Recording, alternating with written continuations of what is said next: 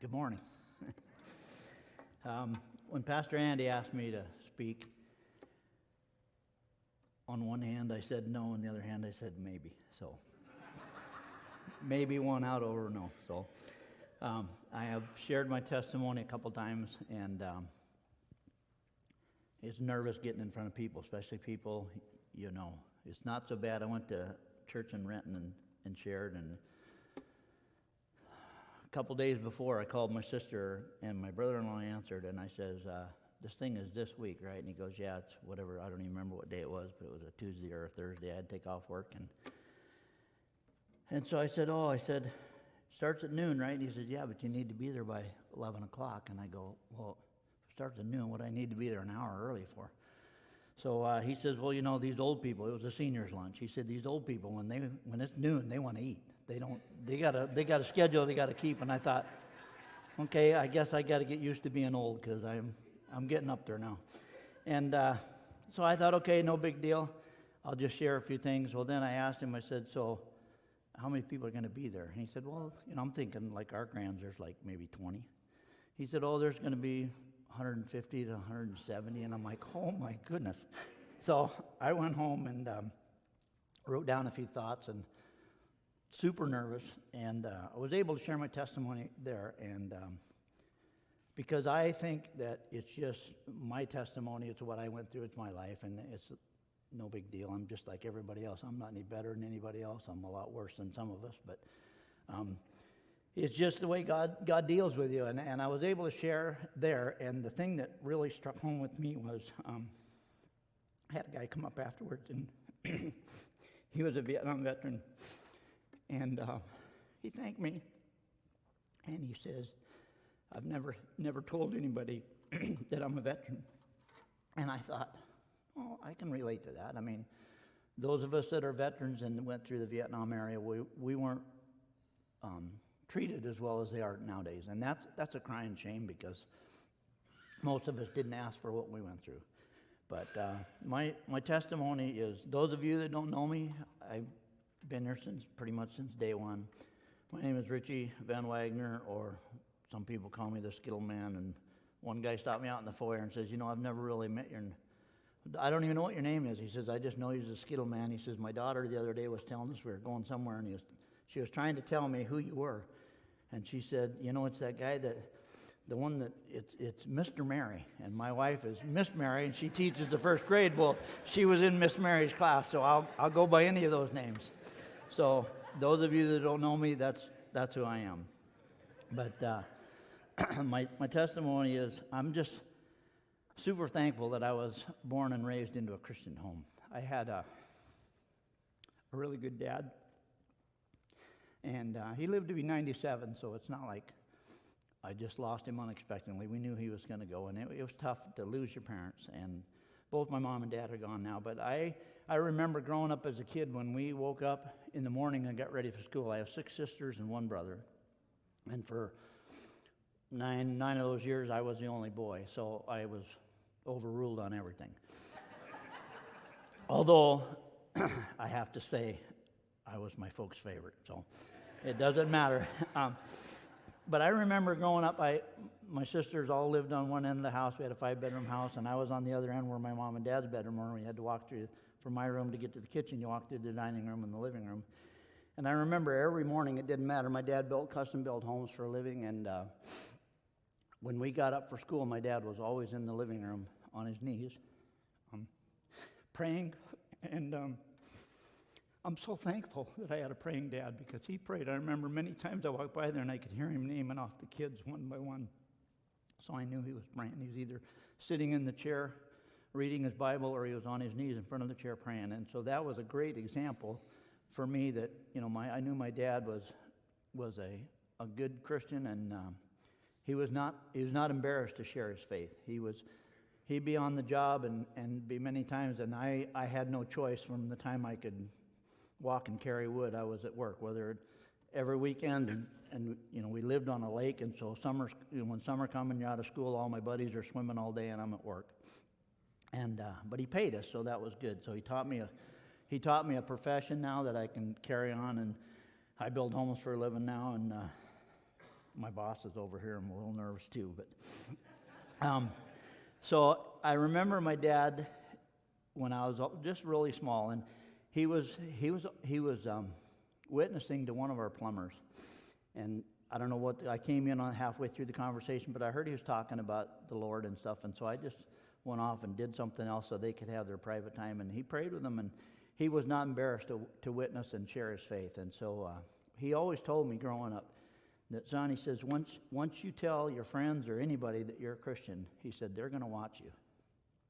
And he said, they're going to, excuse me, they're going to watch how you handle adversity, and when things go wrong, they're going to watch you to see if you get mad and throw a hammer through a window or do whatever, you know. So he says, you need to be aware that your life is a witness to everybody, and they're going to watch you. So I thought, okay, yeah, you know, typical teenager, I knew more than everybody. So when I was really small, I was less than 18 months old, so I was just a baby, and I got spinal meningitis. And my dad back then, this was eons ago, because I'm 67, so it was over 50 years ago. They didn't have the technology they have nowadays. And my dad wasn't a real big doctor guy. And so he just prayed, and I got sicker and sicker and sicker. And so by the time he finally takes me into the hospital, I guess I was pretty bad, because the doctor came in and examined me and said, well, you know, why didn't you bring him in whenever? And my dad says, well, here he is, whatever. So the doctor said, well, he's in too bad a shape. He says, we can't do anything for him. He said, he's not going to live through the morning, or till the morning. He won't live through the night. And the doc laughed, and that's all he basically told my folks.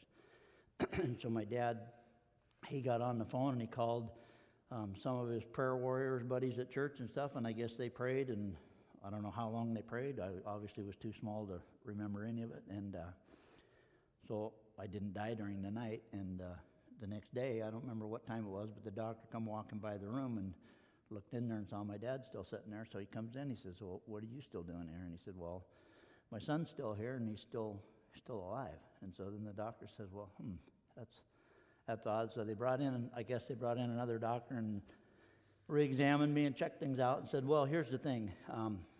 He's in really bad shape, and if he makes it, we still don't think he will, but if he makes it, he'll never walk. He'll never walk, and he won't be normal.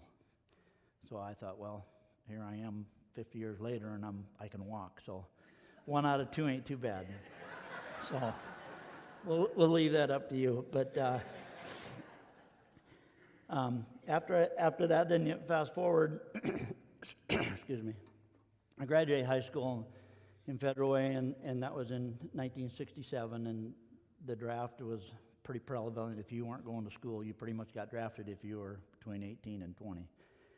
And so I didn't want to be in service. I had no desire to be in any branch of the service. My whole life was pretty much laid out because my dad built houses, and that's what I knew, and that's what I was going to do, and take over the business or do whatever.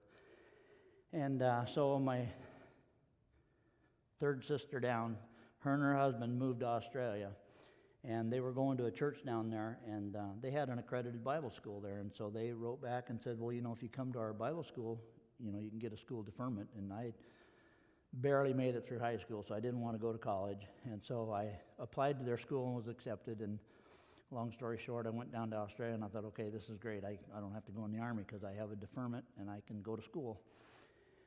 Well, it was a 4-year school, and they only give you a 1-year deferment. And then they gave you a form that says when there's 3 months left, then you send this form, fill this form out, send it back in, and we renew your deferment and your visas and stuff. And I said, okay. So the time came, and I sent the form back in, and I get the letter back, and stamped right on the top said rejected. And I thought, oh, that's weird. So I read the letter, and for whatever reason, they chose to not renew any out-of-country deferments for school, so I had to come home. So I thought, well, that's not good. So I come home. I don't know, I was here for a few months, and I get a letter that says, some President Nixon, I believe, or one of them, I don't remember, but it says, we want you.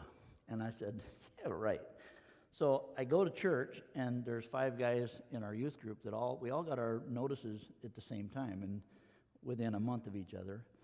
And so I go to downtown Seattle, and I go through all the testing and stuff at the induction center or whatever, and spent there all day and go down. And I drove my car downtown Seattle and parked down there, and going through all these tests and everything. The doctors are poking and prodding and doing whatever. And basically, at that time, if you could walk and chew gum, they would take you. And because of my spinal meningitis, the doctor said I would never be eligible for the service. Well, I brought that up to the doctors there, and they said, they don't care, you're fine.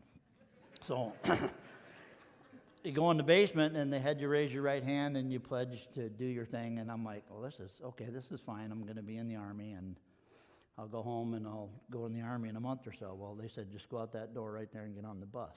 And I go, what?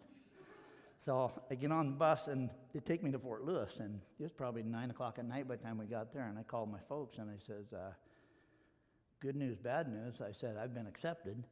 And I said, whether that's good or bad, I said, but the bad news is my car's downtown Seattle. I said, you need to go get my car. So they went and got my car, and I did my basic training at Fort Lewis, and then I was sent to Fort Knox, Kentucky, and I loved the Army for the first 6 months, because they were teaching, at 19 years old, I was in shape and could do a lot of things, and it was a lot of physical PT and shooting guns, and what guy doesn't like to shoot guns?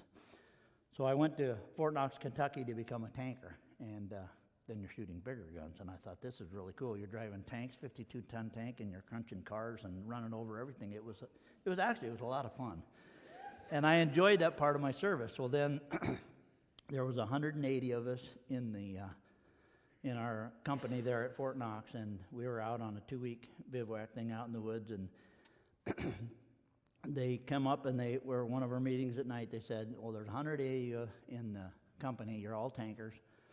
And they said, it's too muddy and it's too wet to be in Vietnam. So he says, all the tankers go to Germany. So he said, but out of 180, there's 10 names.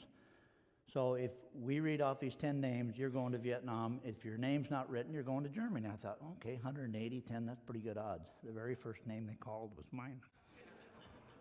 So I was a little upset about that one. I thought, my luck isn't too good. I thought I was getting pretty good lucky, but it didn't work out that way. So I called my mom, and I told her to kind of pre-warn them. And then when I got out of Fort Knox, I had a 30-day leave before I went to Vietnam. And my mom always told me, even when I went in the Army, that, okay, you're not at home now, so that you need to get into a good church. Well, they had chapels on the post, and then at Fort Knox we could go off post, and there was a church there that I went to for a little while. But obviously when they go to Vietnam, there's not much churches over there. So they sent me to Vietnam, and didn't know anything. I just had my backpack and a rifle, and they send you into this company, and they go in there, and you have this paper, and you take the paper up to the clerk, and he looks at your orders, and, okay, you're a tanker. He says, we got too many tankers. He says, do you know anything about mortars? And I said, I don't know anything about mortars. He goes, perfect, you'll learn. He says, go over there.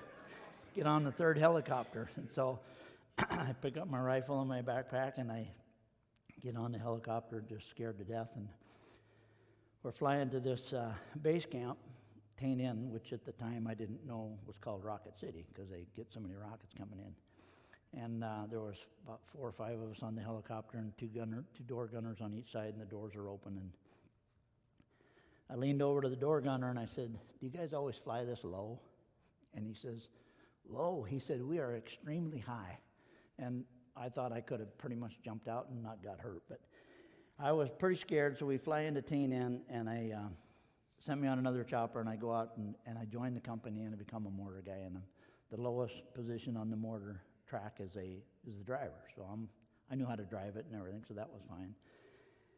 So our sergeant met the sergeant and everything, and he just said, you're a newbie, just watch and learn, and they'll tell you what to do. So it was pretty easy to learn. I mean, shoot a mortar, shoots a shell about this long, it's about that big around, and you just have charges on the end, you tear off. If you doesn't want to go as far, you take some of the charge off and you drop it down this big tube, and it shoots out. It's no big deal.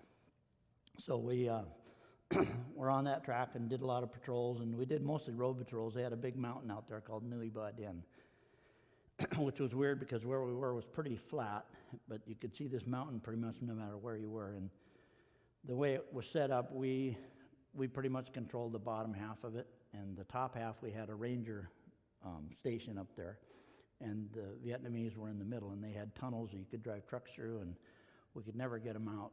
And so we did a lot of patrols around there because they would plant mines on the road, which is nowadays they call them IEDs or whatever, but we call them landmines and stuff. So we did a lot of patrols that way, and we did, get ambushes, and every once in a while we'd leave the track and do a foot patrol and go on some recons and stuff like that. And the first time, well, we got shot at quite a bit, but it wasn't that too serious, I guess. But the first time that we really got serious, we were doing a road patrol, and we sat there all day, and nothing happened. We're just watching the road to make sure they don't plant any mines and stuff. And we had 4 tracks set up there, but we were about a mile apart, so we were pretty much all by ourselves. And then the second track comes in, we're getting ready to leave. They come in, sit down with us for about an hour. And all of a sudden, the sergeant comes on the radio and says, okay, he said another 15 minutes, and then we're heading back to the base camp, which is about an hour away. And so we're thinking, okay, yeah, we got an hour, we'll do whatever. So one guy's always up on the 50 caliber machine gun on top of the track, and he's basically watching, and the rest of us are writing letters or sleeping or doing whatever. It was kind of boring, actually. So we were just about ready to get picked up, and all of a sudden we started getting shot at, and it was pretty bad. They had us pinned down pretty good, and we didn't know where. Obviously, we knew it was coming from the mountain because we were so close, but we couldn't see from where we were. We couldn't see where we were getting shot at.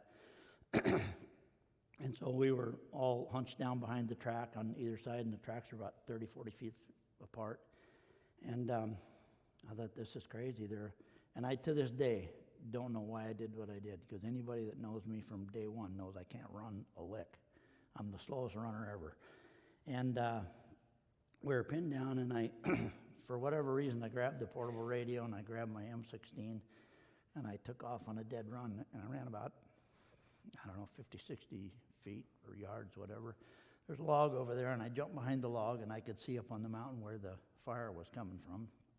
And I called in a artillery airstrike there, and pretty much they did their thing, and we stopped getting shot at. So I jumped up off from behind the log and ran back to where everybody else was and checked to see if everybody was okay. And Sarge came over to me, and it's funny because we call him the old man because he was 29 years old.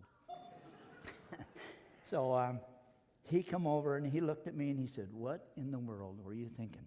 He said, "You of all people shouldn't have been running anywhere." He said, "Except for cover." And I said, "Well, I was running for cover, but it was way over there."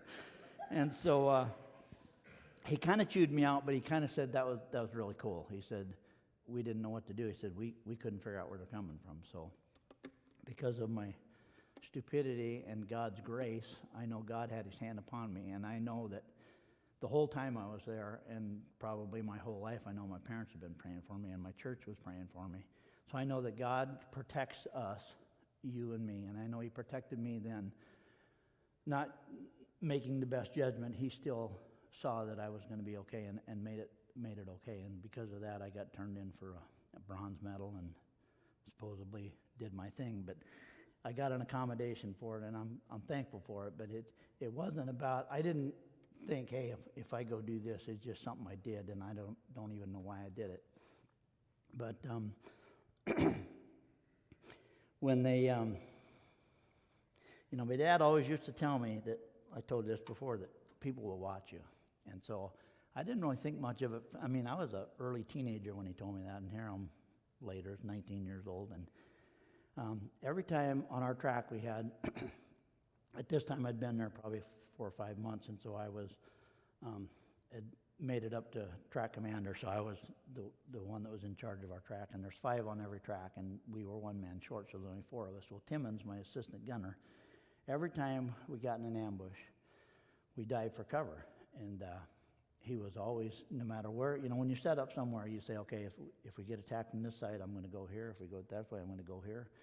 Well, there's a little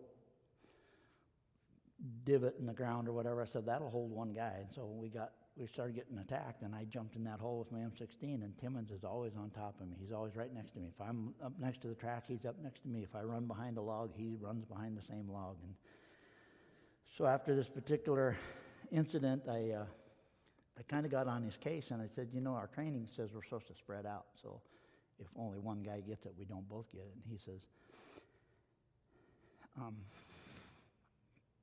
says, I don't know what it is about you, but he says, when I'm next to you, I feel safe. Ding. My dad comes into my mind and said, people are going to watch you. Well, I didn't profess to be a Christian. They knew I was. I prayed for my meals, and the only time I really, in front of them, read my Bible was when I was up on the 50 caliber machine gun pulling guard duty, or when I was off by myself, I would read my little Bible I had, and I always carried a Bible on my shirt. So they knew I was a Christian, and I thought, wow, my dad's pretty smart. He kind of knows what he's talking about. And so I'm telling you that if you profess on your job to be a Christian, they're going to watch you. So it's important that we pray every day and ask God to lead and guide our steps, because you never know what you're going to say. You never know what you can do to somebody. You never know how you can help them. Somebody may come to you saying, hey, I need prayer. I need help. Can you pray for me? And it's just a simple thing. All we got to do is pray for God. And the power of prayer it's amazing, because you don't know the power of prayer. I mean, we've had so many miracles in our family. And the other time that I know that it was purely a God thing is we were set up, the whole company. We had 6 or 7 tanks and about 5 or 6 armored personnel carriers were out quite a ways from the base camp, so we were going to be out for probably 2 weeks. And at night you set up in a covered wagon like they did back in the old Western days, and every tank is set out like this with the main gun going out each way. And so you're protected all the way around, and then you just do your thing at night. And so it was guard duty, and I always I tried to take the 2 to 4 a.m. because nobody liked that shift getting up that time of night. And so that's when I would do my devotions and read my Bible, and I would just sit up there and pray and do guard duty, and it's so dark you can't see anything, and every once in a while they'd shoot up a flare so you could see what's out there, and hopefully you didn't see anybody coming in. But one night, it was probably halfway through my shift, and Sarge, he always comes around. He never slept. He always come around, check on everybody, make sure they're awake and doing their thing. And so he sneaks up behind me, and I was praying, and he tapped me on the shoulder and scared the tar out of me. And he says, "Who are you talking to?" And I said, I'm just praying. I said, asking for God to protect us and keep us safe. And he said, well, that's great. He said, we can use prayer. And he, at that time, was not a Christian, because Christians don't talk like he did. But he said, well, that's great. He said, we can use prayer. So he says, pray with your eyes open. And I said, yes, I am. And so he left, and probably an hour later, it was almost time to get off guard duty. And when you're getting incoming mortar rounds and rockets, you can hear them. It's just I don't know how to explain it unless you've heard it, but it's just kind of a whispering sound coming in. You can, it's like air, somebody going, whatever. And I'm like, I heard one coming, and I'm like, that's incoming. So we have a shield on the top of the tank there and the machine gun, so I'm hunkering down as low as I can, and I didn't hear anything after that. It's like, well, that was weird. Maybe it's just my imagination, or maybe it was I don't know what it was. So then I hear another one.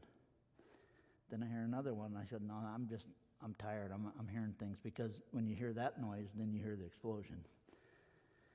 And I thought I was just imagining it, but I heard quite a few of them. And so I just kept, and I mean, I tell you what, you never pray as hard as you are when you're scared. And I tell you what, I was plenty scared. I was praying hard that night. And I got off duty, and right after I got off duty, it started getting light. And we're set up in this circle, real close to the mountain. And the North Vietnamese regulars that were on the mountain, they were firing rockets at us. And in our circle, it was probably way bigger than this building. There's probably 100 yards between us. And they'd fired rockets into our circle, and they basically took the the whole circle, and they drew an X right through the middle, and there were 16 rockets stuck in the ground. And not one of them exploded. And we have dud rounds that maybe 1 out of 100 doesn't go off. And they had 16 for 16 that didn't go off in it. Our sergeant was so funny because he walked up to me and he says, "How long were you praying?" And I said, "I prayed till I got off duty." And he said, "This is a miracle." He said, "I have been in the Army forever." And he said, "I've never seen this." He said, 1 or 2 rounds maybe, but not this many. So we carefully moved everything out and drove away and brought in the explosive crew, and they blew them all up. But it just goes to show that God's in control. And it doesn't matter what we do. We set up the best defenses we can, but in the ultimate end, God's in control of our life. Whether it's cancer, whether it's somebody shooting at you, whether you're driving your car, God knows, and we need to be led by God. And fast forward towards the end of my career, I became a Jeep driver because I wanted to get out of the field. And I know it's hard to believe, but back when I was younger, I had a little bit of an attitude. And those of you that know me know that. So I was always butting heads with our captain, and he was strictly by the book. And you can't always do things by the book when you're in the Army. It's kind of a reaction. You do what your training tells you to do or whatever. And so he would give the orders to the company, and then he would leave, and then the sergeant would come in and say, "Okay, here's what we're going to do. And we're going to do it this way or that way." And so a lot of things he did was good, and a lot of things he did didn't make sense. But every time, and to be a track commander, you're supposed to be an E5, was as a sergeant, and I was only an E4 corporal. And so it meant more money, but every time the sergeant turned me in, because the captain and I didn't get along too good, he would just deny it. And the sergeant kept apologizing to me. I said, "Don't worry about it." I said, "I don't care." I said, "My job, my whole goal the whole time I'm here is to get home safe." I said, "I was more worried that something was going to happen to one of my family members at home, and I wouldn't be here to be home for their funeral, if that was what it was, or whatever the situation was. I wasn't too worried about me." And so the captain, one time when I tried to put in for a transfer, the captain said, "I'll let you out of this company under one condition, if you volunteer to become a door gunner on a helicopter."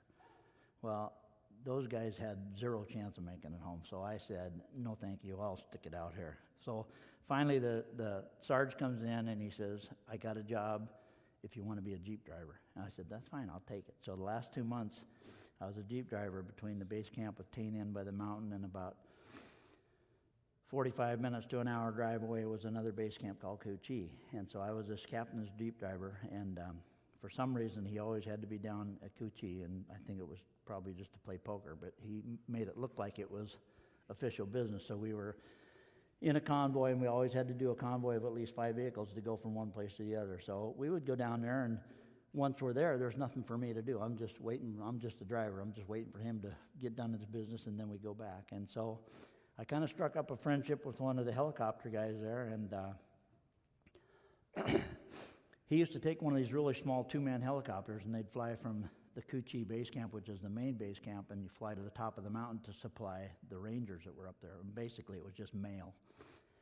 And so a couple of times I would ride up there with him, and he would fly so high you couldn't even see him because he didn't want to get shot. And so he would land on the mountain, we'd do the mail, be up there for an hour, and fly back. And so I don't know how many times I went with him. And this particular time, he says, "Hey, Rich," he says, "I'm taking a mail run up in about 20 minutes. You want to go?" And I said, "Yeah, I'll go." And so by the time he comes back and gets ready to go, for some reason, I don't know what it is, I'm pretty sure now it was the Holy Spirit, but I just got this feeling inside me that I don't want to go. And that's really never happened to me before. That God has never spoke to me in an audible voice. It's always just a feeling. It's like, did I shut off the bedroom light or whatever? But for some reason, I just got a real uncomfortable feeling. And I told him, I said, I'm changed my mind. He says, "What, are you just going to sit here for 2 hours in the Jeep?" And I said, "Pretty much." So I sat there, and then as it worked out, the captain had stuff for me to do, so I was doing paperwork or whatever. And a couple hours later, the helicopter guy comes back in, and he goes, "Hey, Rich," he says, "Come here, I want to show you something." And so we're walking out to where the helicopter was. And he says, I don't know why you didn't go, but he said, there must have been a reason why you didn't go. He said, look at the helicopter. And right through the front windshield, there was 3 shots come right through the windshield, right into the passenger seat. 2 here and 1 here. And obviously I wouldn't have made that. But that was the leading of the Holy Spirit that told me, just don't go. So we need to have that open heart and that open ear to listen to what God's telling you. If God tells you to do something, He knows more than we do, because He's a lot smarter than we are. At least He's smarter than I am. So I just want you to know that if God says to do something, you need to do it. And then the other time that was really a big deal for me for prayer was, and it was last week, we had this missionary guy here from Cambodia, and the video he showed was pretty hard for a lot of us veterans to watch. At least for me it was. And we went into Cambodia, and we had a long trek to get from where we were in Vietnam over to the Cambodian border. And the whole company was trucking up there with the tanks and all the armored personnel carriers and the mortar tracks. And we were one of the fortunate ones that broke down. And there was 3 tracks and 1 tank in this whole long convoy that broke down. And so they left us. And we just sat there until the repair guys come and fixed it. And so there's 4 of us who were going back up. When we get to the Cambodian border, we stopped. And our sergeant was in charge of us. And he says, we got to wait here for some general guy to fly in and give us our orders or whatever. I don't know what they're doing. So this helicopter comes in, and here's some big general. He gets out and gives us this big speech about how Cambodian border's a quarter of a mile ahead.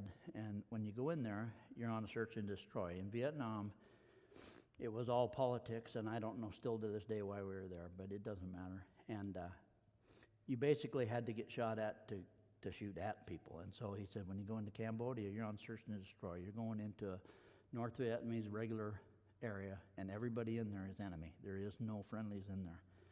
So that kind of made the hair on the back of my neck stick up, because we've never had those kind of orders. So he gets in his helicopter and flies away, and the sergeant comes up to me and he says, you know, we used to paint things on the one track. Our other mortar track had the war wagon painted on it, and we always painted, every time we could get white paint, we painted the misfits on ours. And the captain hated that, and that's probably why I was in so much trouble with him, because he would make us take it off, and then as soon as he'd leave, we'd paint it back on there. And so the sergeant comes up to me and he says, and the reason why we're misfits is 3 of us were draftees. We didn't want to be there. The other guy had a choice, go to jail or go in the Army. So he chose the Army. So he had a real anger problem, that guy. But he was a super good guy. You could really count on him. And so the sergeant comes up to me and he says, Richard, he says, I know where we're going. He showed me on the map how we're going to catch up with, and we were just going to go into the jungle and catch up with the rest of the company, and they were in a few miles or whatever. And so he said, I'm going to ride on the front tank. We're going to put tank 4 or 5 and then the war wagon. He says, I want you to bring up the rear. And I said, okay, no problem. Well, once we started in through the jungle, it was so thick that at times, and you're quite a ways behind the guy in front of you, and at times you couldn't even see him. You could hear him going through the jungle. And so we're going up there. Well, all of a sudden I hear this huge explosion, and over the radio, could hear the sergeant saying, we're down, and tank driver was dead. And he was shot up pretty bad. And all I heard him say on the radio is, they're on the right, they're on the right. And so I swing my machine gun to the right, and I start firing into the jungle. And it was like the 4th of July. You could see sparklers in the woods. And it was automatic weapons shooting at us. And I was scared. I mean, I was scared to death. And it was so funny, because whenever we got into those kind of problems, and I'm shooting a machine gun, all I'm saying is, Jesus. And my driver, Gary, you're shooting right over the top of him. On a machine gun, every 5th round is a tracer. It's red. You can see it going out. And you're supposed to, every time you see a red shell go out, you're supposed to let go of the trigger and count to 3. then shoot 5 more so the barrel don't get too hot. Well, there's 100 rounds in a box of ammo, and I took the trigger off when my box was empty. So my barrel heats up, the rounds start doing this, so I'd holler at Gary, and he'd put on asbestos gloves, and he could change that barrel in about, before I could put in another box of ammo. So while I'm shooting and praying, I'm thinking, okay, in all my training, they're talking about jungle warfare, that they knock out the first tank and the last tank, because the rest of them are pretty much trapped because the jungle's so thick, it takes a while to knock down the jungle to get around them. And when they hit that mine, it blew the tracks off the Jeep, or off the tank, and killed the driver, and Sarge was shot up pretty bad, and the rest of them, all 3 of them on that track were shot up. And I just kept thinking, we're next, and I'm praying so hard, and finally the track in front of us starts to move, and we finally get around, we pull up to where Sarge was, and we pulled him off the tank. Took all the wounded and the driver off, and we was able to get out of there, and caught up with the rest of the company. And the last time I saw my Sarge, we was putting him on a medevac helicopter, and he was shot up really bad. And I grabbed was putting him on the stretcher, and we put him in the helicopter. And I remember him watching the helicopter take off, and I thought, there's no way he's going to live. He's shot up pretty bad. And to this day, he still has shrapnel in his spine. He can't sit very long, and he walks weird, and he can't sleep. And it's been 40 years. He's still going to therapy because he can't carry on a conversation without talking about his time in the service. And he did 3 tours over there because the Army did things so screwed up. He thought if he goes back, he could help save us. And if it wasn't for that guy, I know us 19 guys wouldn't have made it out of that ambush. And so I pretty much owe my life to him for doing what he did. But after the helicopter took off and took the wounded and the dead out, we come back to our track, and a couple of guys are walking around, and they say, hey, look. When our tracks are army green, when they get fresh shot, when you hit a tank, you can see the paint's all scuffed up or whatever. It's like your door ding in a car, except it's bigger. And we walked around our track, and there wasn't one fresh mark on our track. And I thought, how's that happening? I don't understand why, but God knows. God's going to protect us. So then we leave Cambodia, we get back to Vietnam, and it was probably 2 weeks later. I get a letter from my mom, and it's not like nowadays where you can email and you can call home from the battlefield pretty much with cell phones. Back then we had to actually put a stamp on a letter and mail it home and wait for 2 weeks to get an answer. So we had patience back then. But it's funny because I got a letter from my mom, and I'm reading this letter, and when I was just a really little kid, our church split, and my mom and dad stayed with the old church, and then the other people went to a different church, but they were still friends with this couple that was from this other church. And this lady, wish I could remember her name, but she called my mom and asked if I was okay. And my mom says, I guess so. He says he's in a safe area. He doesn't do much. Of course, I had to ask God to forgive me because I lied a lot to my folks.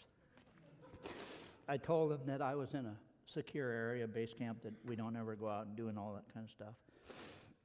Although I think my mom was probably smarter than that, because back then we had cameras that had film in them, and so I'd take pictures, and where there's pictures that I didn't want my mom to see, I would put a big X on the envelope, because I'd send them home and they'd develop them and send it back to me. And so she probably saw some of the stuff. But my mom said in the letter that this lady called her and said, it's really weird, because she said, this has never happened to me before. She said, I was woke up at 2 o'clock in the morning on such and such a day, and she said, Richie was on my mind. And she said, I don't know why, but she just felt like I had to pray for him. So she says, I got out of bed, got on my knees, and I prayed for 45 minutes, and then the feeling left. And I thought, wow, that's weird. So then I look at the date, and from the date that lady got woke up versus the time difference, because we were a day ahead over there, and I look at the date, and I just got chills, and it was 5 minutes before we got an ambush in Cambodia. And I thought, what if the lady would have said, okay, God, I'm really tired, I'll do it when I get up. I'll do it in an hour. Or I'll do it. I got to get up soon and go to work. I'll do it then. But no, she got up right then and prayed. She didn't know why. She didn't know what to pray for. She just was praying for Richie. And she prayed for 45 minutes and left. And then I came home from Vietnam. Once again, I lied to my folks. Tried to tell them that I was coming home 2 weeks later than I was because I wanted to surprise them. And so the way the Army does their thing when you left Vietnam, it says since you did your year in Vietnam, you can go. I had 6 months left of the service. They said you can go to any place and finish out your service. So I said I want to go to Fort Lewis because we lived in Federal Way, so it was a 20-minute drive. I could be home on weekends or whatever. Well, they sent me to Fort Benning, Georgia. And so, and the thing is, for my 30-day leave to start, you had to sign in at your post. So they fly me to Georgia. And there's no airport close to the fort, so I flew into Macon, Georgia, never being in Georgia before, didn't know where Fort Benning was. And there happened to be a colonel at the airport that was heading to Fort Lewis, or Fort Benning, and he said, "Are you lost?" And I said, "Yeah, I'm trying to get to Fort Benning, Georgia." I said, "I have no idea where it is." And he says, "I'll take you." So I was super nervous as a corporal riding with a colonel. And he takes me into Fort Benning, and he takes me right up to my barracks. He says, "You got to go in there, you got to sign the clipboard, and when you sign the clipboard, your leave starts from there, and then you got to get back to the airport."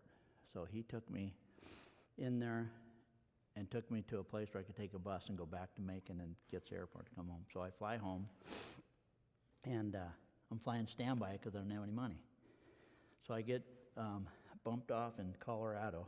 I got taken off the plane because they oversold the plane or whatever, so they said, "We'll get you on the next plane out." Well, I sat there all day, all night, all day. The lady at the counter says, "I can't do anything." She said, every plane is full. So 3 days I lived in the airport off the vending machines and stuff, eating candy bars or whatever. Well, finally, one night I was there, and the lady comes back in, and she says, "You are still here?" She said, "That's terrible." And I said, "Yeah, I'm trying to get home and surprise my folks, and I'm wasting my time here. I only get 30 days. And she said, "Give me your ticket." She gave me a ticket on the next plane home. I flew into Seattle, all excited. Flew into SeaTac and was really excited about seeing my folks. And the first thing I came into when I came into the airport was protesters. And those of you that know me know I love babies. I don't care whose baby it is, I'm going to hold it if I can. And they're holding up signs that say "baby killer." And I was in my uniform, and I wanted to go straight to the bathroom, take off my uniform, put on civilian clothes, because I wanted to take matters into my own hands, but I didn't. I just left, not having any money. Go out to the taxis, trying to get a taxi to take me home to Federal Way with no money. And so I talked to several taxi drivers, and I finally got one guy to say, I said, "If you take me home," I said, "my folks will pay. It's no big deal." Well, it was $6 to get from SeaTac to Federal Way at that time. So I didn't tell the taxi driver until we were halfway home that my folks moved while I was in Vietnam, and I don't know where they live. So I knew the neighborhood, and I knew they lived by Merrill Lake in the church campgrounds, and I said, "It's a white house." And I said, "It can't be that hard to find." Well, it's 2 o'clock in the morning. So we're driving around this little campgrounds with our lights on, and every other house is white. So I'm like, okay, I'll find their car. Well, I drove around. There's no cars in any of the driveways that I thought were ours. So I said, "Well, from what I've heard, this has to be the house." And the guy says, "Are you sure?" He says, "You're going to go up and knock on that door at 2 o'clock in the morning?" I said, "Oh, it's got to be their house or whatever." So I go up and knock on the door, and well, my little sister opens the door, and I go, "Surprise." She goes, "Oh, great." She says, "Mom's up at Woodby Island because my sister's having a baby, and my dad's down in Hammond, Oregon, building a church for my other sister." So the only person I got the surprise was my little sister. So we called my dad, and he came home the next day, and Mom was coming back the next day, so I was able to surprise them and spend some time. So then I went back and finished my service and came home and didn't think much of it. I got out of the Army, I did my thing. I was going back to work in construction and just living my life thinking, okay, but it was funny because I didn't tell anybody that I was a veteran, or for years I was embarrassed to say that I was in the Army because of the way things were at the country. And for 40 years, I guess the sergeant was looking for me. And what happened is they flew him. I heard that they flew him to Tokyo. From Vietnam, when you're injured, if they fly you to Tokyo, you're shot up so bad you can't come back. You're going to either go home or you die.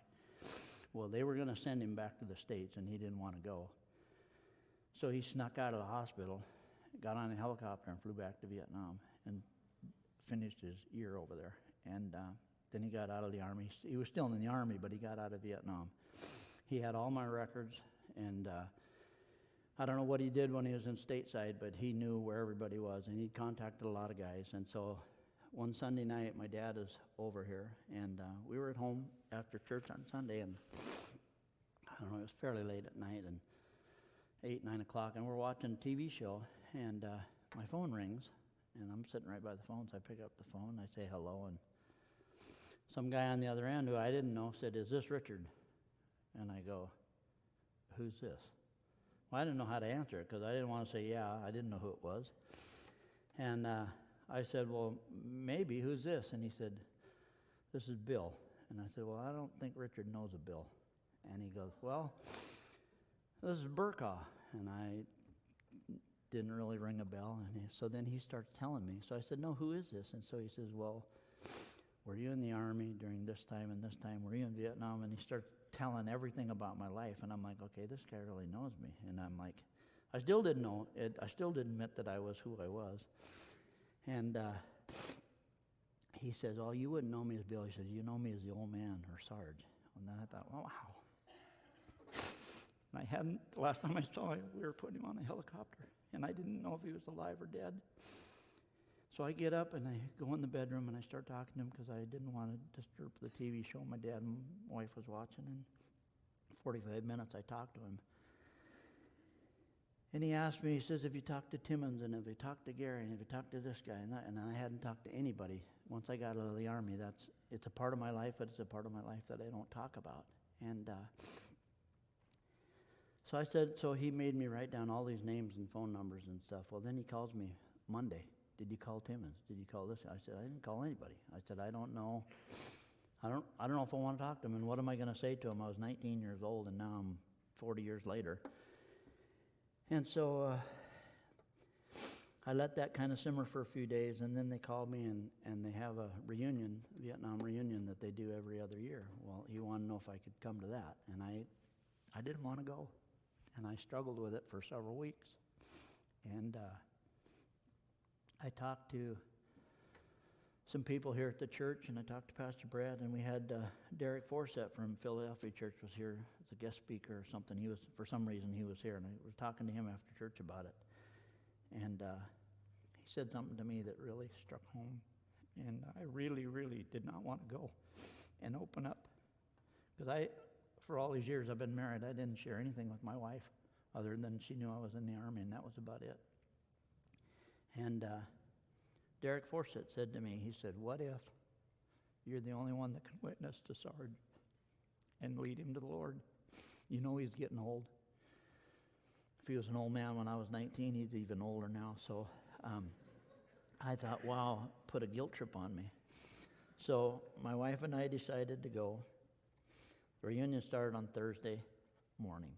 We decided at 11:30 Wednesday night we're going to go.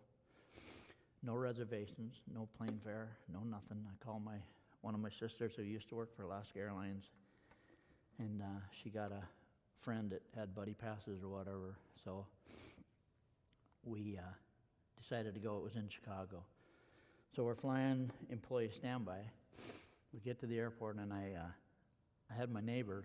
The neighbor lady took us to the airport. She took our car. I said, "Just drop us off, take the car home. You can keep the keys because Stephanie doesn't drive, so we won't need the car till we get back."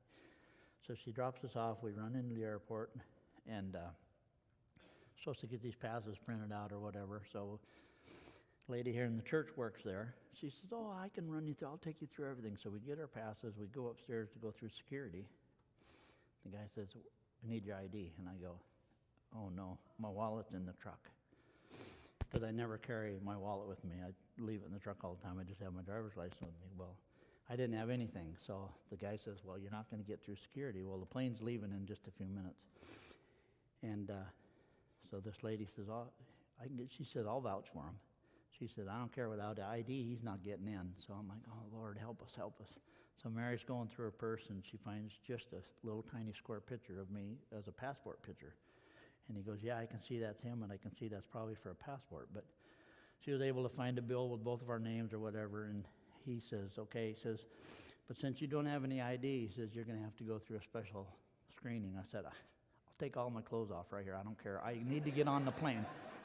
We got to get on this plane. So we go through, and then they opened up our carry-on suitcase, and they're got this little tiny 1-inch squares on us, tweezers, and they're doing something to my shoes, and they put it in the machine. Well, it sets off bells and whistles on both of our shoes, and some sort of explosive on my shoes. So I'm like, okay, this isn't good. And the lady says, I said, well, those are my Sunday shoes. I said, I never wear those except to go to church. And I said, I don't know anything about bombs or anything. So I said, she said, well, we got to check this and got to check that. So, and she's apologizing, super nice lady. And she's apologizing for taking her clothes out. And I said, just jam them in there. I don't care. When we get there, we can straighten the wrinkles out or whatever. So we're running through the airport, and we get up to the gate, and the lady's standing there with the thing, and they'd already closed the door. And she said, it's too late. They've already shut the doors of the plane or whatever. Well, the lady from the church there, she says, these people have to be on this plane. And so she calls on the walkie-talkie, and the lady goes, this is weird. This has never happened before. They're going to let you back on the plane. So they opened up the doors. We run down the little thing and open up the plane doors, and we go in, and the stewardess says, you guys must be really important people. She said, this has never happened. So they took our bag, and we got our seat. And so we couldn't get a flight into Chicago, but they got us on to Minneapolis. So we rented a car and drove 8 hours to get to my first reunion. And so Mary was driving because I didn't have a driver's license. And we called the hotel, and we called them and said they'd come. They had one room. They'd only hold it till midnight. Well, it was going to be really close to midnight by the time we get there. So as soon as we get there, it's a few minutes after midnight. So I jump out of the passenger door and run in to make sure, tell them we're here to get our room or whatever. And they had this little outside cafe, bar, whatever. There was a lot of people in there. And so when I come out of the hotel, here's my wife with, I don't know, 4 or 5, 6 guys all hugging her and standing around talking, a couple ladies, and I'm like, who are these guys? We don't know anybody in Chicago. My wife is from Chicago, and I knew she didn't tell anybody we were coming.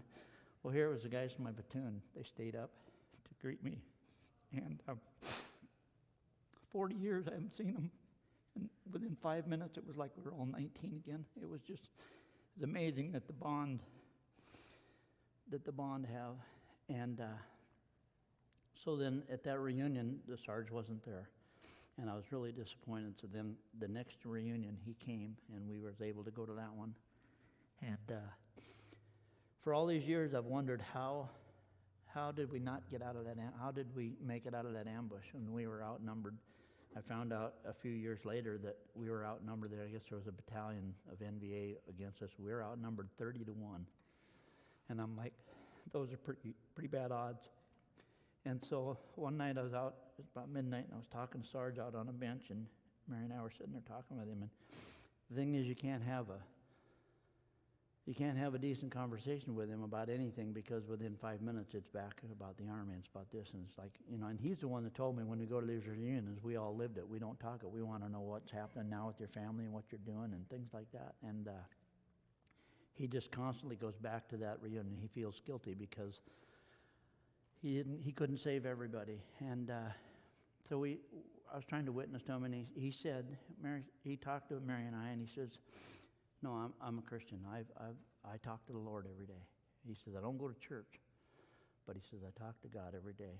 And he told me that in that ambush in Cambodia, after he got hit, he said he knew he was going to die. And he says, I told God, just give me 5 minutes to get my boys out of here. And he said, because I've often wondered, how did we make it out of there like we did? And Sarge said that when he said that to God, he said a cone of light came out of the sky and covered us. And he said, you're going to think this sounds kind of hokey, but he said everything was in slow motion.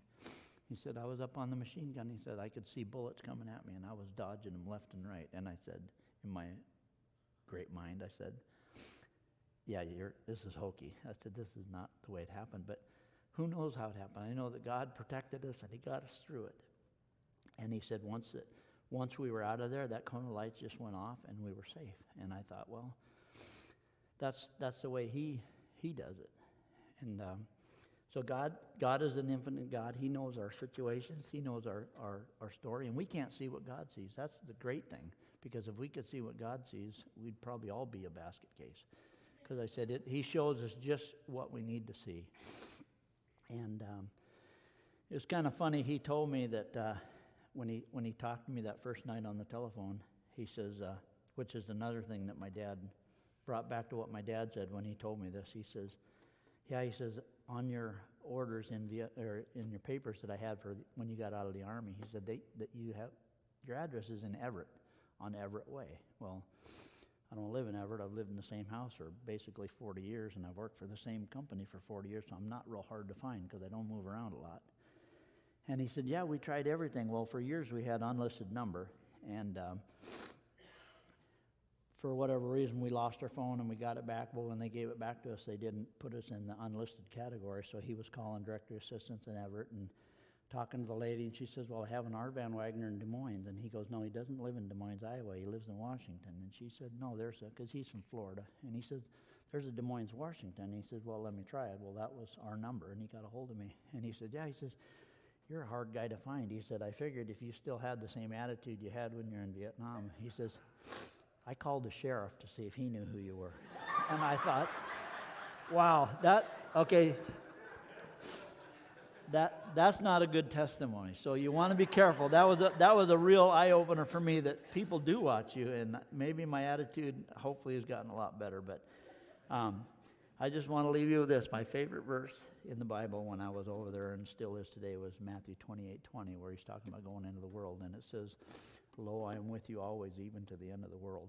And God is always with us. So I just want to leave you to trust in this. And if God tells you to do something, don't wait, no matter what it is, even if it doesn't make sense to you, or even if you're scared, because we don't see what God sees. Our timing is not his timing.